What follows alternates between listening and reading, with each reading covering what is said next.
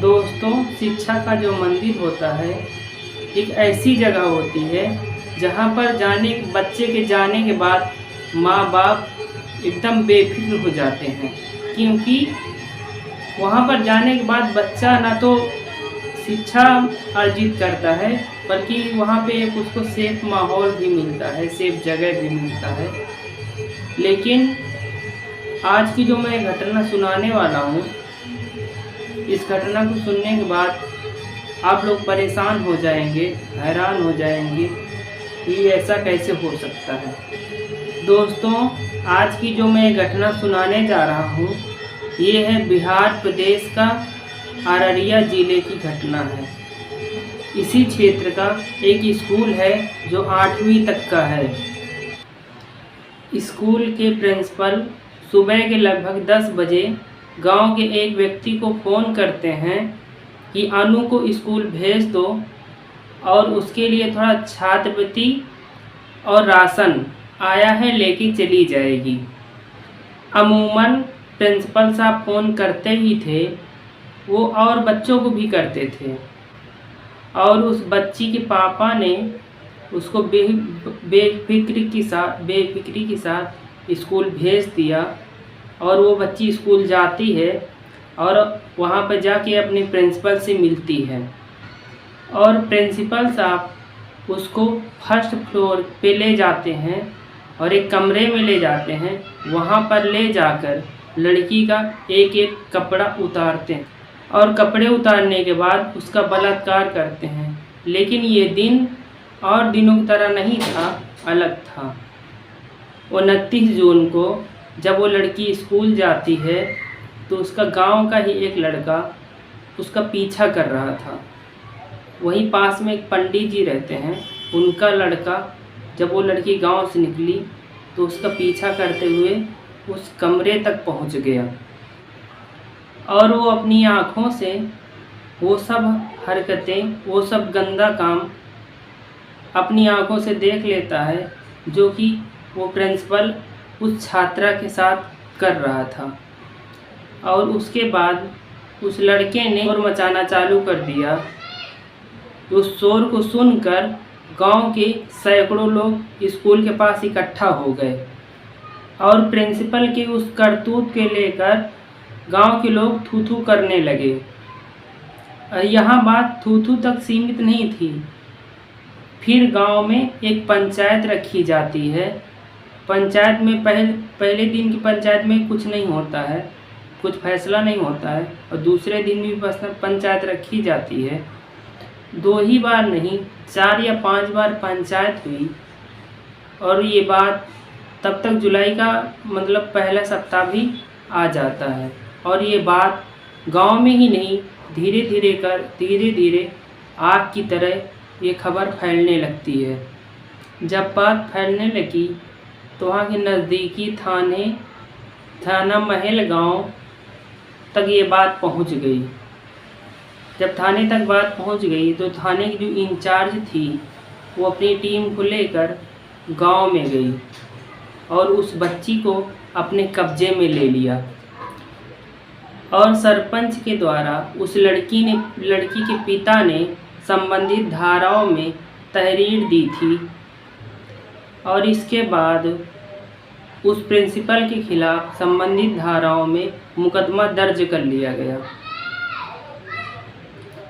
और इसके बाद जो होना था, गांव के किसी व्यक्ति ने कल्पना नहीं की थी।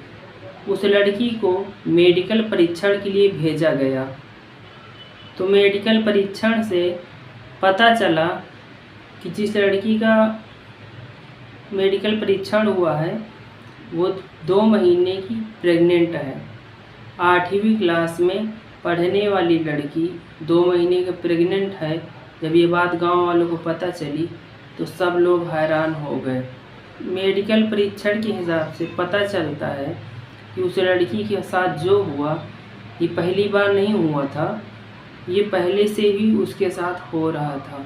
इसलिए थाने के अधिकारी थे, वो लोग लड़की को पुचकार कर, दुलार कर, बैठा कर अपने साथ पूछा कि बेटी तुम्हारे साथ क्या हुआ है। तो लड़की ने जो बताया वो सुनकर सब लोगों के रोंगटे खड़े हो गए। दरअसल 3 महीने पहले प्रिंसिपल ने ऐसे ही फ़ोन करके उस लड़की को बुलाया था। उस दिन भी उस विद्यालय के अंदर कोई भी स्टाफ नहीं था, थे तो सिर्फ प्रिंसिपल और वो बच्ची। और 3 महीने पहले प्रिंसिपल ने जो अभी ऐसा किया था, वैसा ही 3 महीना पहले भी प्रिंसिपल ने वैसा ही किया था। उस लड़की को एक एक कपड़े उतारे और उसके साथ बलात्कार किया। लड़की इतनी कम उम्र की थी, इसके लिए घबराई हुई थी और वो कुछ बोल नहीं पाई। पहली बार उसका रेप 3 महीने पहले किया गया था। उसके बाद प्रिंसिपल ने उसके कुछ फ़ोटोग्राफ्स लिए और उसके वीडियो बनाया और उसके बाद उसको धमकाते हुए कहा कि अगर तुमने किसी को ये बात बताई तो मैं सबको बता दूंगा और ये वीडियो सोशल मीडिया पर वायरल कर दूंगा और तुम्हारी बदनामी हो जाएगी और तुम्हारे पापा की बदनामी हो जाएगी। और वो लड़की इतनी समझदार नहीं थी और इसीलिए उसने ये बात अपने घर में नहीं बताया। और उस 3 महीने से वो प्रिंसिपल किसी न किसी बहाने से उसको बुलाया करता था और उसके साथ रेप किया करता था।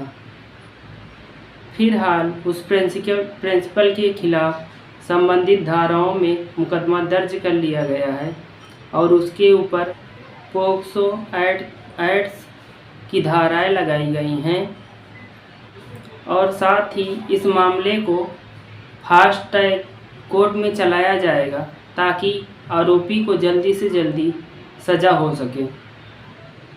लेकिन सवाल जो यहाँ पे खड़ा हो जाता है, वो 14 साल की बच्ची जो 2 महीने की प्रेग्नेंट है, उसका गर्भपात करवाने के लिए कोर्ट से परमिशन लेना पड़ेगा। उसके लिए बहुत ज़्यादा मशक्क़त करना पड़ेगा। इतनी आसानी से कोर्ट इसकी परमिशन नहीं देता है।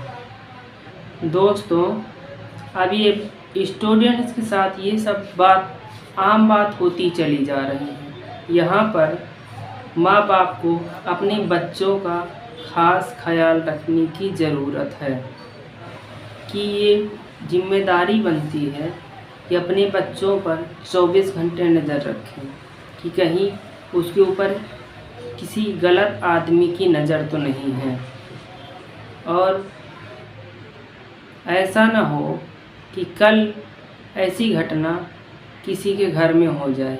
इसलिए आप अपना ख्याल रखें और अपने परिवार का ख्याल रखें, सतर्क रहें। जय हिंद, जय भारत।